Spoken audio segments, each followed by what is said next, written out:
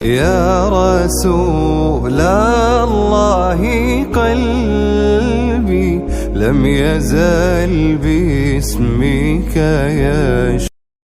आप तमामी हजरात को एक मरतबा फिर से रमज़ानुल मुबारक की खूब मुबारकबाद पेश करता हूँ। अल्लाह तबारक व तआला यह रमज़ान हम सब के लिए मुबारक रमज़ान बनाए, बरकतों वाला रमज़ान बनाए। अज़ीज़ान मुकर्रम, तफसीर किसे कहते हैं मुख्तसर से मैं जिक्र कर दूं। तफसीर का माना होता है किसी चीज की वजाहत पेश करना, किसी चीज की डिटेल पेश करना, इसको तफसीर कहा जाता है। ये लुगत वाला माना हो गया। लेकिन कुरान की तफसीर का मतलब क्या है? मुफस्सिरीन किराम ने अपनी किताबों में इसका डेफिनेशन ये लिखा है कि अल्लाह रब्बुल इज्जत के कलाम पाक की आयतों का क्या माना है और इससे क्या मुराद है। कुरान से, हदीस से और अक़वाले सहाबा से उसकी तशरीह कर देने का नाम तफसीर है। यानी तफसीर का मतलब यह हुआ कि अल्लाह रब्बुल इज्जत ने जितनी आयतें कुरान में बयान फरमाई हैं उनका सही मतलब हदीस से हमें मालूम हो जाए, या फिर कुरान की कुछ और दूसरी आयतों से मतलब मालूम हो जाए, या अक़वाले सहाबा किराम रिदवानुल्लाहि अलैहिम अजमईन की बातों से उसका माना मालूम हो जाए, उसी को तफसीर कहा जाता। और ये बात जिक्र कर दूं, लोग समझते हैं कुरान की तफसीर करना, कुरान की तफसीर लिखना बहुत आसान है। हजरत अल्लामा जलालुद्दीन सुयूती रज़ियल्लाहु अन्हु अपनी किताब तफसीर जलालैन में इरशाद फरमाते हैं, किसी को भी तफसीर लिखना उस वक्त जायज होगा जबकि वो अपने जमाने के उलमा में बेहतरीन उलमा में शुमार किया जाता हो। और 15 उलूम ऐसे हैं जिसका वो हाफिज हो, जिसका वो अजबर हो, उसके बाद फिर अगर वो तफसीर लिखे, कुरान की तशरीह लिखे, तो फिर वो काबिल कबूल होगी। उलूम कौन से हैं? अल्लामा जलालुद्दीन सुयूती रज़ियल्लाहु अन्हु इरशाद फरमाते हैं, वो 15 उलूम ये हैं कि जो तफसीर करने वाला है, मुफस्सिर जो है, उसे लुगत अरबिया आना चाहिए, अरबिक लैंग्वेज आनी चाहिए, उसमें वो माहिर हो, वो समझ पाए कि कब कौन से लफ्ज का क्या माना होता है। वरना तो माना गूगल भी बता देता है और आपके एप्लीकेशंस भी बता देते हैं। एक इंसान किसी जबान का उस वक्त माहिर हो सकता है जबकि वो पूरे उसके ग्रामर भी जानता हो और उसके वोकैबुलरीज को भी जानता हो, उसके तराकीब को भी जानता हो और लोगों के बोलने के अंदाज को भी जानता हो, तब जाकर वो उस जबान का माहिर कहलाता। मुफस्सिर के लिए सबसे पहली शर्त यह है कि वह अरबिक लैंग्वेज का माहिर हो। दूसरा, इल्म नहव उसके पास हो। तीसरा, इल्म सर्फ उसके पास हो। चौथा, इल्म इश्तिकाक उसके पास हो। पांचवा, इल्म मानी उसके पास हो। इल्म बयान उसके पास हो। इल्म बदी उसके पास हो। इल्म क़िराअत को जानता हो, क़वाइद शरइया को जानता हो, इल्म उसूल फ़िक़ह का वो अज़बर हो, और साथ ही साथ इल्म असबाब नुज़ूल भी जानता हो, और इल्म नासिख व मनसूख का भी इल्म रखता हो, और इल्म फ़िक़ह का भी हासिल रखने वाला हो, इल्म हदीस भी जानता हो, और इल्मुल मुवहिबा भी जानता हो। ये टोटल 15 उलूम ऐसे जिक्र किए गए हैं कि किसी मुफस्सिर के पास अगर इनमें से एक इल्म भी नहीं होगा, उसकी तफसीर रद्द कर दी जाएगी। बल्कि मेरे आका सल्लल्लाहु अलैहि वसल्लम का तो फरमाने आलीशान ये है, मन फस्सर बिरअयही फ़क़द कफ़र। अगर किसी ने अपनी मनमानी से, अपनी मन मर्जी से कुरान की तफसीर कर दी, हमारे आका सल्लल्लाहु अलैहि वसल्लम फरमाते हैं गोया कि उसने कुफ्र किया है। अपनी मर्जी के मुताबिक आयत का माना बताना ये इस्लाम में कुफ्र है कि अल्लाह रब्बुल इज्जत ने उसका माना कुछ और बयान किया और तुमने अपनी मर्जी से कुछ और लोगों के सामने जिक्र कर दिया। कैसा माना होगा? मैं इसकी एक मिसाल आपको देता हूं। हमारे असातिज़ा ने इसकी सराहत की थी और इसका तरीका बताया था। अरबी में वाल के बहुत सारे माने आते हैं। जब आप सूरह फातिहा पढ़ते हैं तो आखिरी वर्ड क्या है? गैरिल मग़दूबि अलैहिम वलद्दाल्लीन। वाल का मतलब होता है गुमराह। गुमराह का माना रास्ते से गुम हुआ शख्स, जो रास्ते से भटका हुआ आदमी है, उसको गुमराह कहा जाता है। कौन सा रास्ता? अल्लाह के रास्ते से जो हटा हुआ है उसको कहा जाएगा कि वो गुमराह है। सूरह फातिहा में हम दुआ ये करते हैं, ऐ अल्लाह हमें सिराते मुस्तकीम पर चला, और वो लोग जिन पर तेरा गजब नाजिल हुआ है, यानी यहूदी, नसरानी, कुफ्फार, मुशरिकीन, उनके तरीके पर ना चला।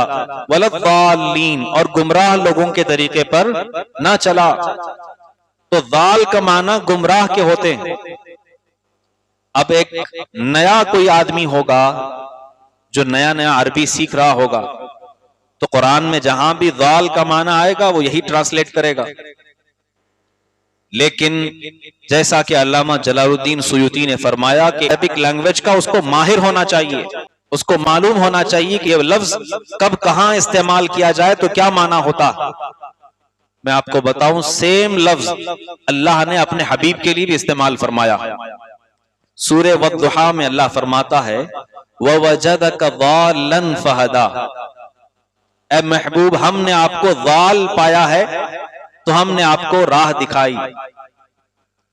तो बहुत सारे ऐसे लोग दुनिया में अब भी हैं जिनकी किताबें, जिनकी तफसीरें मस्जिदों में मिलती हैं, उसमें ये लिखा हुआ है, वो कहते हैं ज़ाल का माना तो एक ही है, सूरह फातिहा में है गुमराह।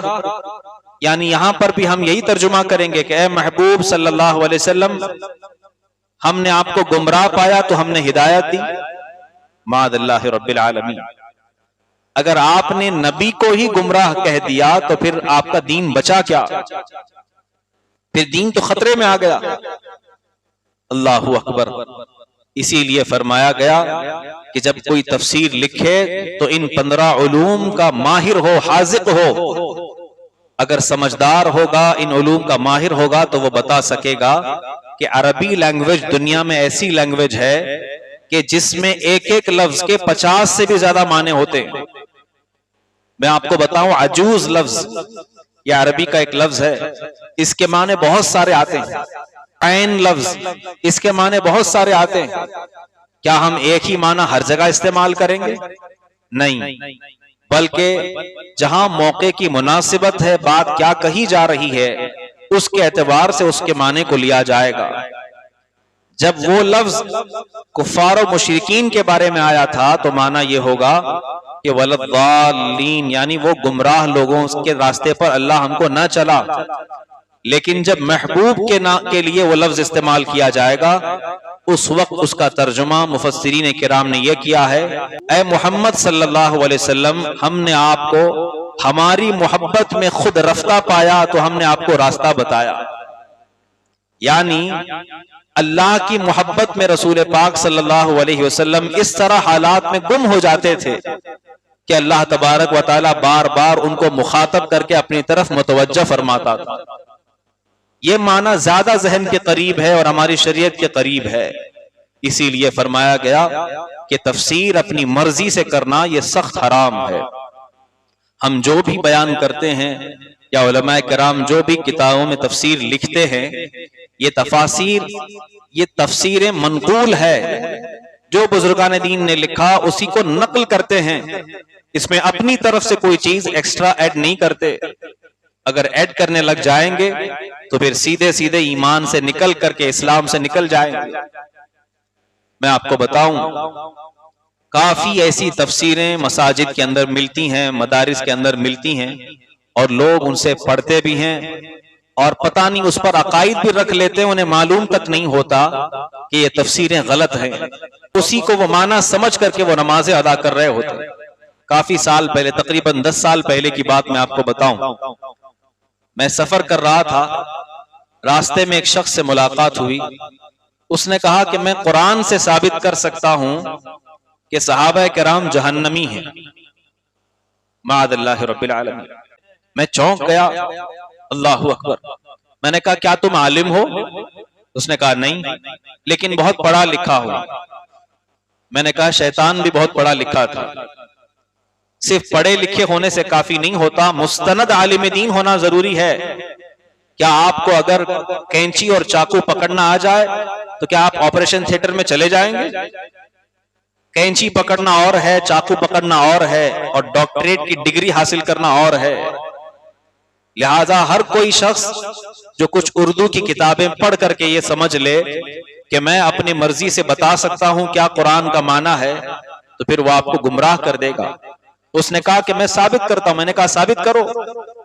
उस वक्त उसने आयत पेश की, ला यस्तवी अस्हाबुन नारी व अस्हाबुल जन्नह, अस्हाबुल जन्नति हुमुल फाइजून। मशहूर आयत है। क्या माना है उसका? उसका सही माना यह है, अल्लाह फरमाता है कि जन्नत वाले और जहन्नम वाले बराबर नहीं हैं, बल्कि जन्नत वाले अल्लाह के यहां कामयाब हैं। अस्हाबुल जन्नति हुमुल फाइजून। वो कहता है अस्हाब से मुराद यहां पर अस्हाब जो कहा गया, हदीस में भी बहुत सारे अल्फाज में हुजूर फरमाते हैं अस्हाबी कन नुजूम, मेरे सहाबा सितारों की तरह हैं। वहां भी अस्हाब, यहां भी अस्हाब। लिहाजा पता चला बाद सहाबा जहन्नम में जाएंगे, बाद सहाबा जन्नत में जाएंगे। अल्लाह अकबर। ये मन मर्जी वाली तफसीर है।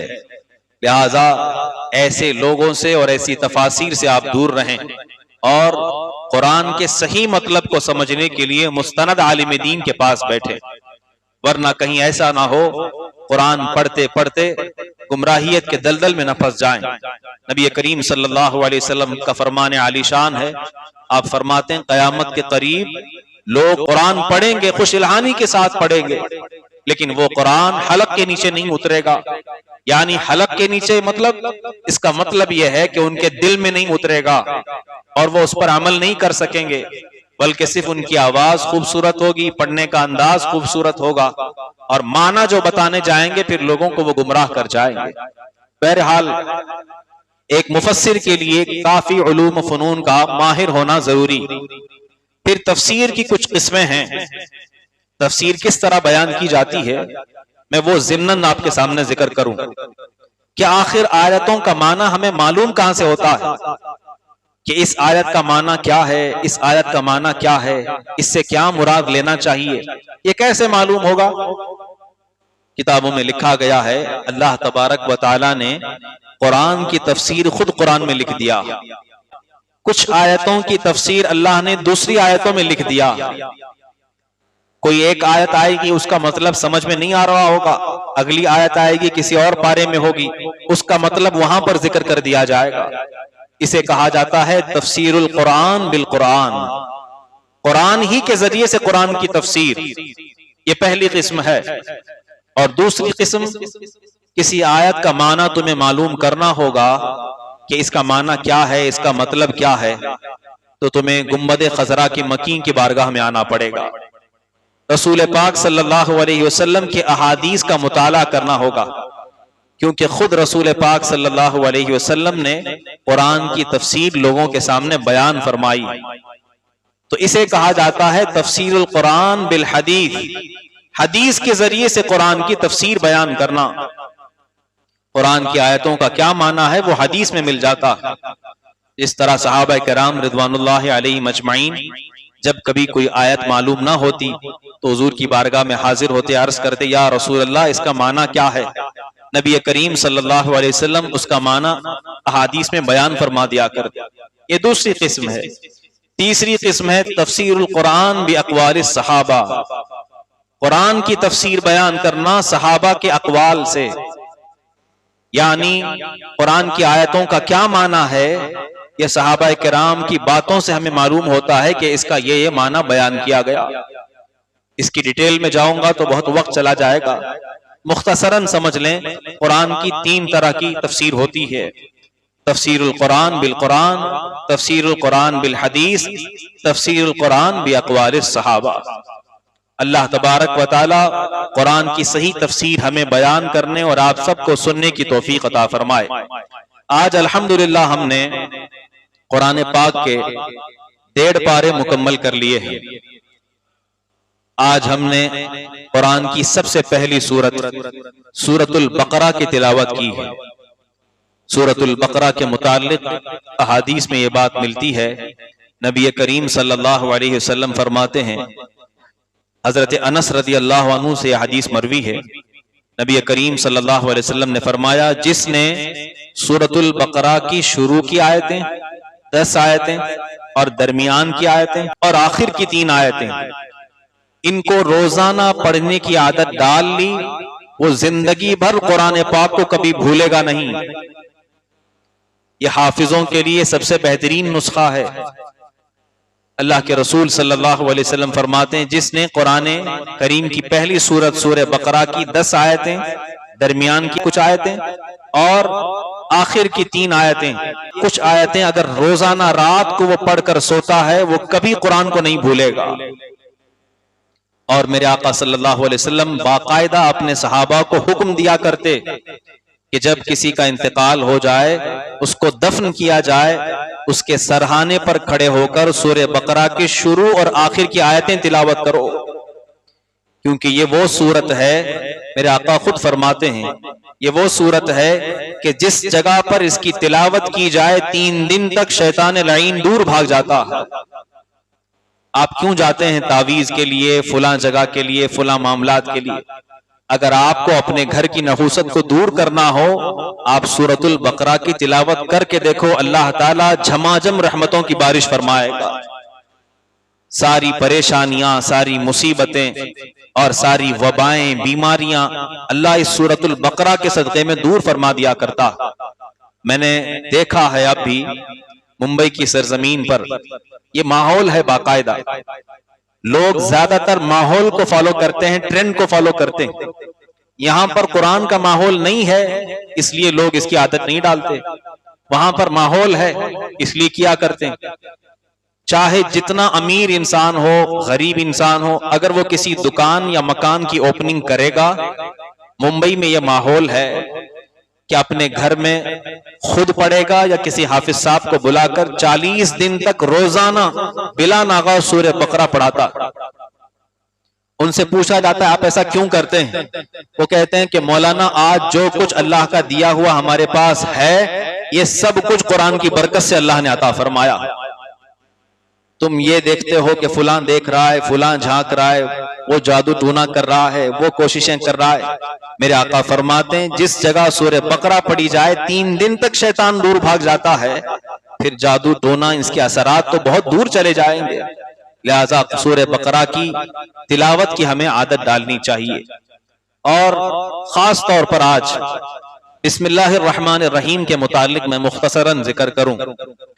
बिस्मिल्लाहिर्रहमानिर्रहीम ये कुरान पाक की एक आयत है।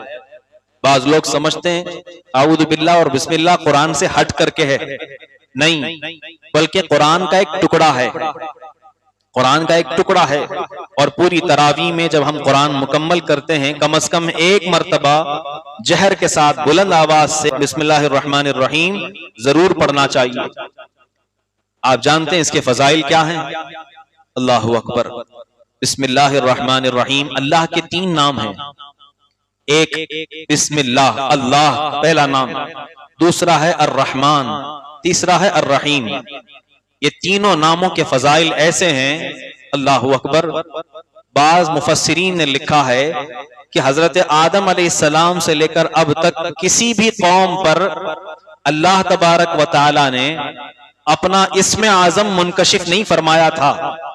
अल्लाह के खास अस्मा हैं कुछ इस्म आजम, जिनकी बरकतें हजारों लाखों हैं, किसी भी उम्मत पर जाहिर नहीं किया था। बाज मुफस्सिरीन कहते हैं कि वो इस्म आजम की बरकतें इन तीनों नामों में अल्लाह ने छुपा करके रखा है। जब भी तुम कोई काम करो और बिस्मिल्लाहिर्रहमानिर्रहीम पढ़ करके करो, मेरे आका फरमाते हैं वो काम कभी अधूरा नहीं रहेगा बल्कि मुकम्मल होकर रहेगा। और मेराज की शब की हदीस है, नबी करीम सल्लल्लाहु अलैहि वसल्लम मेराज पर जब तशरीफ ले गए, आपने देखा कि वहां पर 4 नहरें बह रही हैं। आप जानते हैं जन्नत के अंदर नहर है, नदियां हैं, 4 बड़ी बड़ी नदियां वहां से बह रही हैं। कौन कौन सी? एक नदी है पानी की, दूसरी नदी है शराब की, दुनिया वाली शराब नहीं, बल्कि वो हलाल शराब होगी जिसमें नशा नहीं होगा। तीसरी नदी है दूध की, और चौथी नहर है खालिस शहद की। पानी है, शराब है, शहद है और दूध है, इन चारों की नदियां वहां पर बह रही हैं। यहां पर आप 1 लीटर 2 लीटर खरीदने में परेशान हो जाते हैं, वहां अल्लाह रब्बुल इज्जत आपको नदियां अता फरमाएगा। अल्लाह आप सबको हमें जन्नत में बड़ा मकाम अता फरमाए। नबी करीम सल्लल्लाहु अलैहि वसल्लम जब वहां तशरीफ ले गए, आपने देखा वो चारों नहरों को, तो आपने पूछा, ए जिब्राइल, ये नहरें कहां से आती हैं?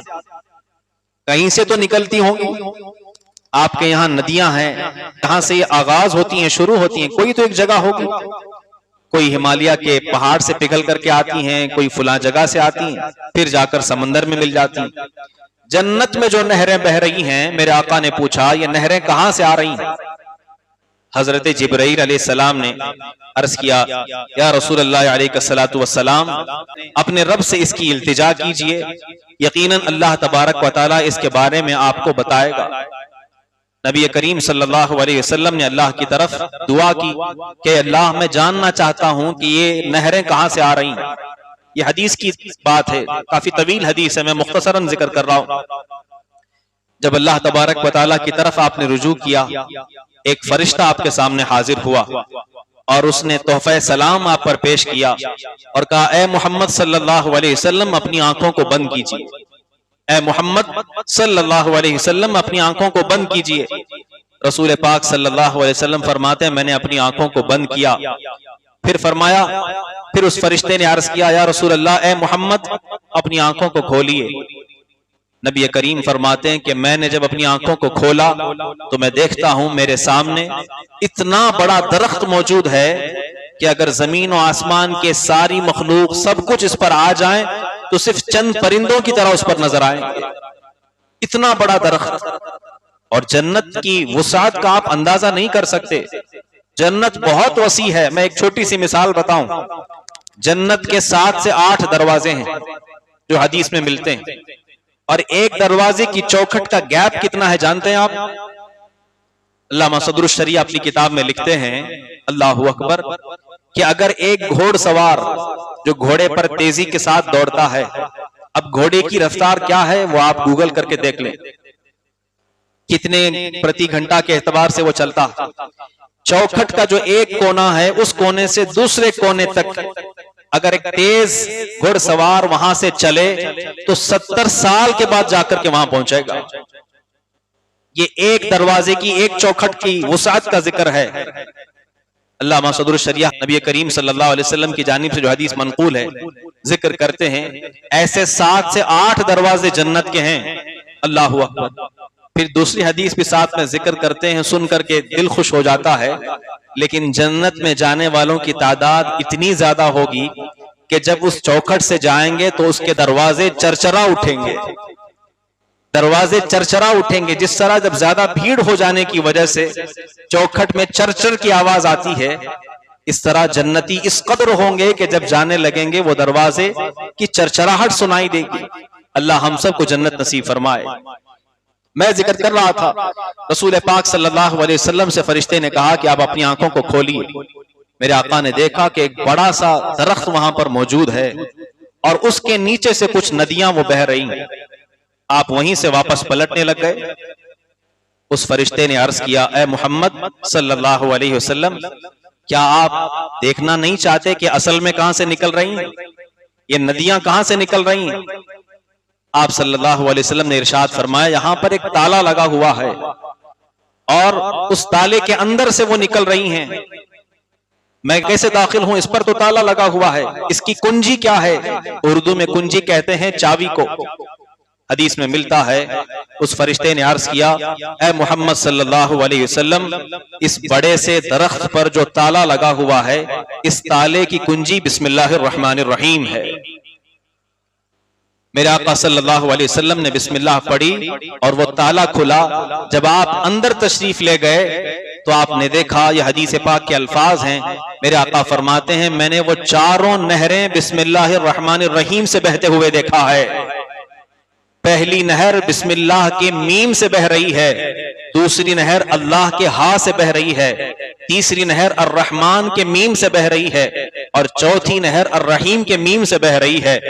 और अल्लाह तबारक व तआला की तरफ से निदा आई, ए महबूब तुम गवाह रहना, जो मेरे इस इस्म आजम को, मेरे इस्म गिरामी को बार बार पढ़ता रहा, कयामत में इन चारों नहरों से मैं उसे पानी पिलाऊंगा। इसीलिए कहा जाता है बिस्मिल्लाहिर्रहमानिर्रहीम की बरकतें बहुत ज्यादा हैं, इसकी आदत डालनी चाहिए। बल्कि हदीस पाक में यहां तक बात मिलती है, अगर किसी ने बगौर मुलाहिजा करें, अगर किसी ने बिस्मिल्लाह लिखा हुआ टुकड़ा जो जमीन पर पड़ा हुआ था उसको उठाया, साफ करके ऊंची जगह पर रखा, अल्लाह तबारक व तआला उसे भी जन्नत में सिला और दाखिला जरूर देगा और उसके माँ बाप को भी बड़ा सिला अता फरमाएगा।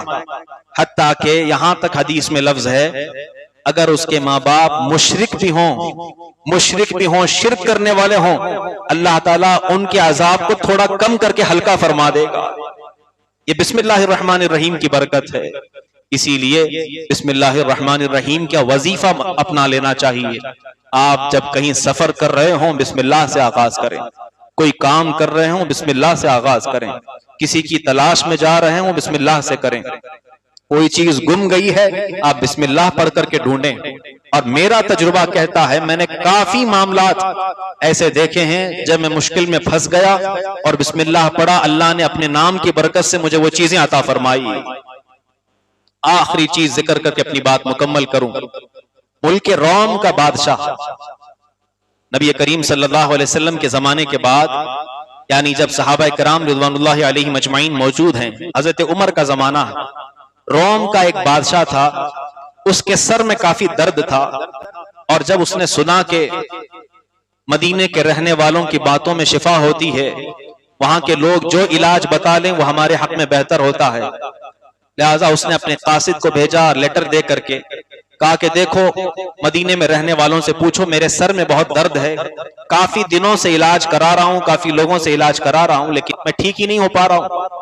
हजरत उमर बिन खत्ताब रदी अल्लाह अन्हु ने कुछ लिख करके उसको एक तावीज की तरह बांध करके, लोग तावीज सुन के डर जाते हैं, तावीज का मतलब यह है कि कुरान की आयतों को एक किसी पर्चे पर लिख करके फोल्ड कर दिया जाए, कुछ और लिखा हो तो मैं उसका जिम्मेदार नहीं, कुरान की आयतें अगर लिख करके दे दी जाए तो इसी को हम तावीज कहते हैं। हजरत उमर बिन खत्ताब रदी अल्लाह अन्हु ने उस कासिद की बात को सुना और कहा ठीक है, कुछ लिख करके दे दिया। वो लेकर चला गया और जा करके अपने बादशाह को पहनाया। बादशाह कहता है, जब जब मैं वो लेकर के पहन लेता हूं मेरा सर दर्द ठीक हो जाता, लेकिन जैसे ही कुछ दिनों के बाद उतारा फिर से दर्द होने लग गया। बार बार मेरे साथ ये मामलात होने लग गए। जब वो पहनता हूं मेरा सर दर्द ठीक हो जाता और वो जैसे ही हटाता हूं मेरा दर्द बढ़ जाता।